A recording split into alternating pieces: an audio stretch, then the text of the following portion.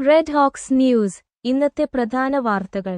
ഡൽഹി ചെങ്കോട്ടയ്ക്ക് സമീപം നടന്ന കാർ സ്ഫോടനക്കേസുമായി ബന്ധപ്പെട്ട് NIA അന്വേഷണം ഊർജിതമാക്കി. സ്ഫോടകവസ്തുക്കൾ മറ്റൊരു സ്ഥലത്തേക്ക് മാറ്റാൻ ശ്രമം നടന്നു എന്നതടക്കമുള്ള വിവരങ്ങൾ പുറത്തുവരുന്നുണ്ട്.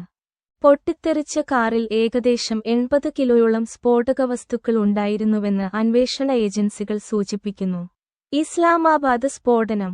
പാകിസ്ഥാനിൽ ഇസ്ലാമാബാദ് കോടതിക്ക് സമീപം നടന്ന സ്ഫോടനത്തിന് പിന്നിൽ ഇന്ത്യ താലിബാൻ കൂട്ടുകെട്ടാണെന്ന് പാക് പ്രധാനമന്ത്രി ആരോപിച്ചു. എന്നാൽ ഈ ആരോപണങ്ങൾ ഇന്ത്യ തള്ളി. വായു മലിനീകരണം.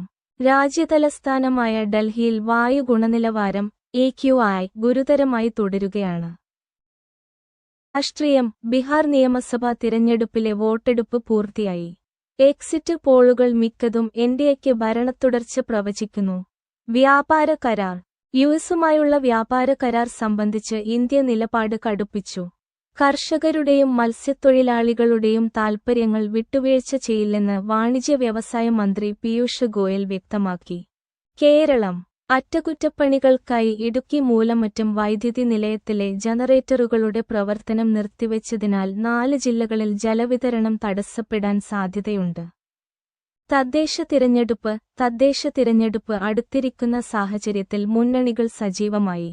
പാലക്കാട് BJPയിൽ സ്ഥാനാർത്ഥി നിർണയത്തെ ചൊല്ലി തർക്കം രൂക്ഷമായതായി റിപ്പോർട്ടുകളുണ്ട്. സ്വർണവില. സംസ്ഥാനത്ത് സ്വർണവിലയിൽ വീണ്ടും വർധനവുണ്ടായി. നന്ദി. Red hoax news.